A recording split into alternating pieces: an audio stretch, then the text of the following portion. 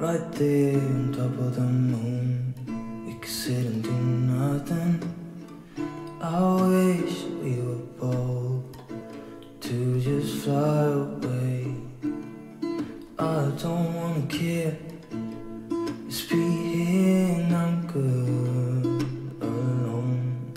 I'll be okay, miss you like an old friend.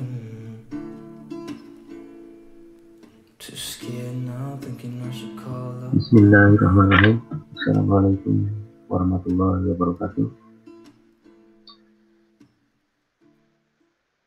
Dalam kesempatan kali ini adalah pertemuan pertama mata kuliah etika profesi hukum bagi semester 7 mahasiswa dan mahasiswa semester 7.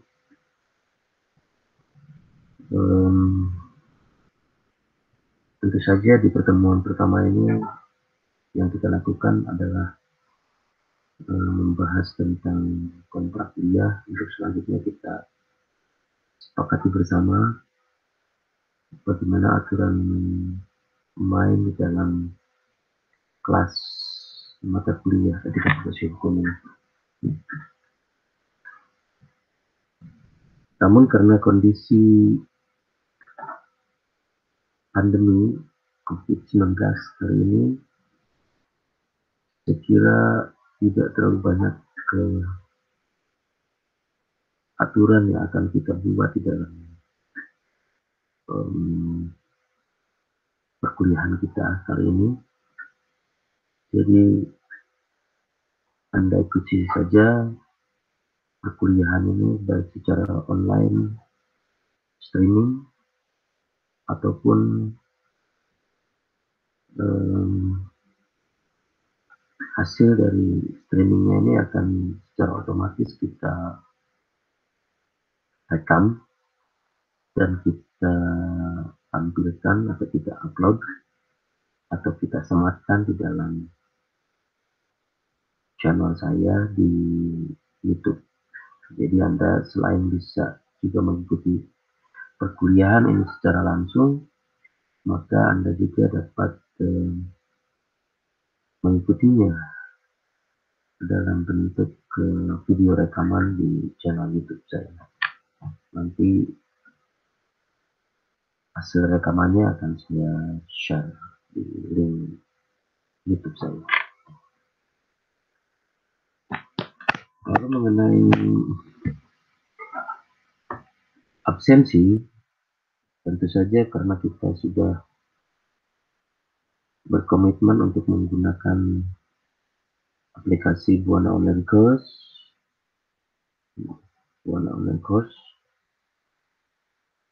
maka absensi tetap harus Anda lakukan di aplikasi BUC atau Buana Online Course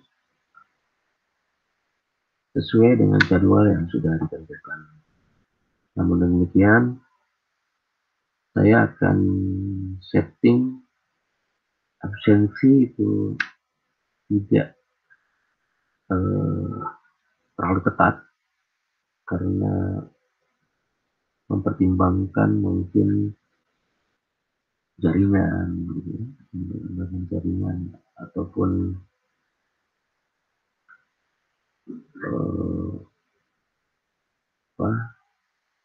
hal-hal yang tidak memungkinkan Anda untuk mengikuti live streaming, maka absensi akan saya buka secara panjang sejak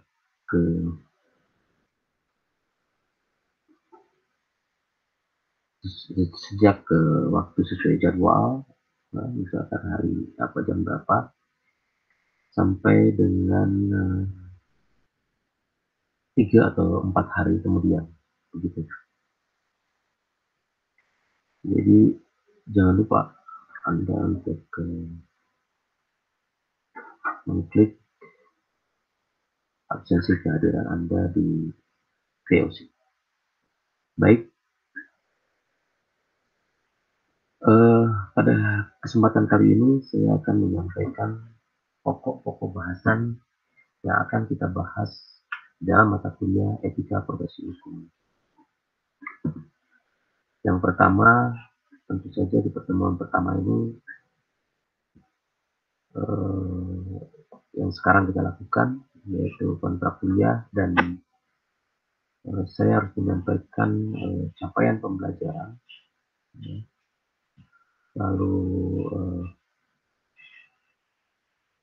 pustaka, ya, sumber-sumber kepustakaan apa atau buku-buku apa saja, sumber-sumber literatur apa saja yang saya gunakan untuk menyampaikan mata kuliah ini. Baik, yang pertama capaian pembelajaran, bahwa diharapkan setelah Anda mengikuti mata kuliah ketika profesi hukum ini, Anda diharapkan mampu memahami konsep, khususnya konsep-konsep dasar tentang etika profesi,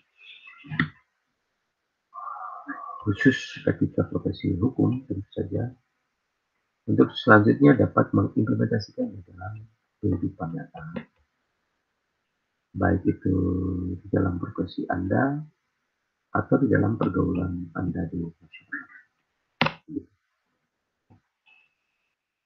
Sedangkan literatur yang saya gunakan sebagai bahan rujukan di dalam saya menyampaikan mata kuliah ini, diantaranya buku yang dikarang oleh Hunter tahun 2001 yang berjudul Etika Profesi Hukum, Sebuah Pendekatan Sosio-Religius, yang dicetak oleh Storia Grafika, Jakarta.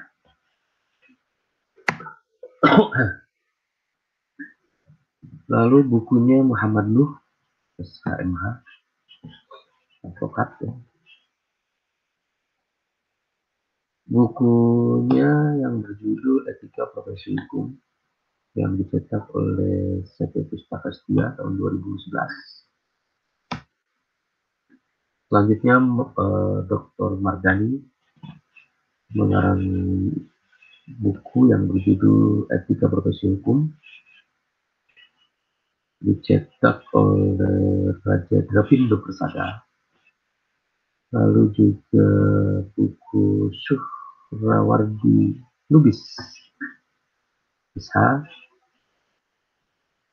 bukunya berjudul Etika Profesi Hukum, dicetak oleh Sinar Grafika Jakarta tahun 2016. Selain itu juga saya menggunakan buku-buku pendukung lainnya, diantaranya buku yang dikarang oleh Dr. Sirajuddin Saililah, SHMH,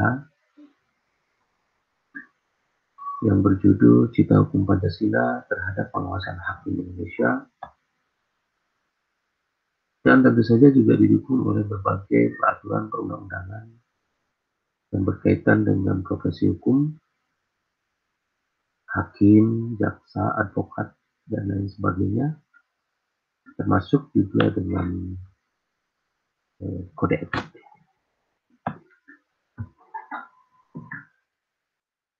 Lalu pokok-pokok bahasan yang saya sampaikan dalam mata kuliah ini, diantaranya yang pertama adalah tentu saja kontrak kuliah,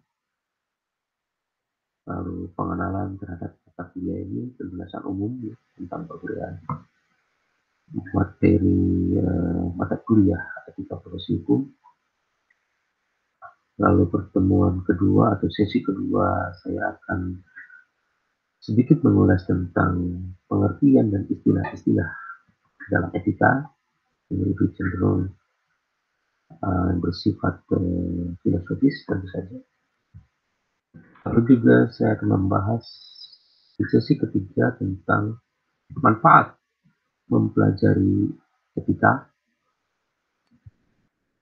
Pertemuan keempat kita akan ulas tentang berbagai macam teori-teori etika, diantaranya teori-teori etika normatif.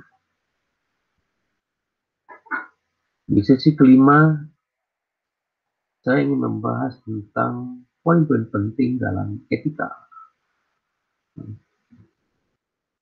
Di sesi ke-6, nah, kita akan membahas sekarang kalau tadi dari sisi teorinya, nah sekarang kita akan bahas dalam perspektif tokoh-tokohnya yang menyampaikan teori-teori tentang etika, baik itu tokoh-tokoh Barat, begitu, dan tokoh-tokoh Timur. Itu di sesi ke-7 kita akan bahas tokoh-tokoh etika Islam di sesi ke-7. Lalu juga di sesi ke-8 kita akan mereview dengan sedikit, mungkin saya akan memberikan quiz tentang materi-materi yang kita bahas sebelumnya. Lalu di sesi ke-9 baru kita akan masuk ke substansi mata kuliah, yaitu tentang etika profesi. Jadi kita akan ulas, kalau tadi adalah hal-hal yang sifatnya mendasar terkait dengan etika, maka di sesi ke-9 kita akan masuk ke etika profesi. Nah, dalam etika profesi itu terdapat prinsip-prinsip etika yang itu akan kita bahas pada sesi ke-10. Lalu juga tidak terlepas dari legitimasi dasar atau dasar-dasar legitimasi profesi, itu kita bahas pada sesi ke-11. Dan di sesi ke-12 baru kita akan membahas lebih spesifik tentang etika profesi hukum. Lalu di sesi ke-13 kita akan berdiskusi tentang hukum dan moral. Tentu saja ini sangat berkaitan erat dengan etika profesi, khusus etika profesi hukum. Dan di sesi ke-14 kita akan membahas, walaupun ini tidak keseluruhan, mungkin tidak sempat keseluruhan profesi hukum itu kita bahas kode etiknya, akan tetapi paling tidak kita akan mengulas beberapa kode etik profesi hukum, kode etik profesi hakim, kode etik profesi jaksa, kode etik profesi advokat, gitu ya, dan kode etik profesi hukum lainnya. Bahkan mungkin nanti kita akan membuat kelompok-kelompok diskusi untuk membahas tentang ini. Jadi satu kelompok akan mempresentasikan kode etik profesi tertentu, lalu yang lainnya akan mendiskusikannya dari dengan bahan presentasi yang disampaikan oleh kelompok tertentu secara bergiliran. Di sesi ke-15 kita akan masih bahas, atau kita akan masih berdiskusi tentang kode etik profesi hukum sampai kita akan mengambil kesimpulan dari hasil diskusi-diskusi kita sebelumnya tentang kode etik profesi. Lalu di sesi ke-16 akan ada ujian akhir semester terkait dengan etika profesi tentang pokok-pokok bahasan dari sesi ke-1 sampai ke 15, atau sorry ada 14 sesi ya. Jadi dari sesi 1, 2, 3, 4, 5, 6, 7, 9, 10, 11, 12, 13, 14, 15, dan 16. Saya kira untuk pertemuan awal hari ini sudah saya sampaikan semua materi yang harus saya sampaikan kepada Anda, mahasiswa semester 7. Untuk selanjutnya, diskusi-diskusi mengenai mata kuliah ini Anda bisa lakukan di WA Group mata kuliah ini, atau untuk hal-hal yang khusus Anda bisa chat secara private kepada saya untuk kita diskusi secara private. Tapi sebaiknya diskusikan saja secara kelompok, secara di WA group ya. Sehingga apa yang Anda diskusikan itu dapat disimak juga oleh rekan-rekan yang lain.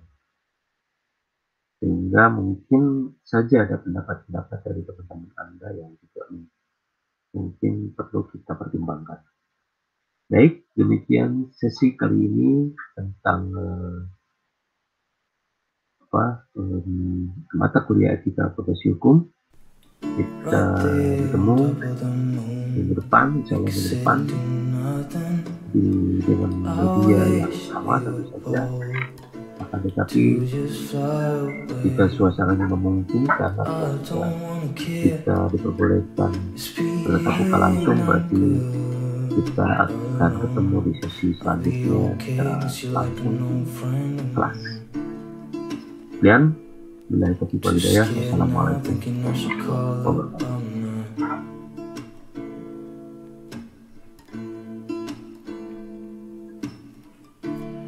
I think it's hard how we always wait another day, how we watch things like kids walk away.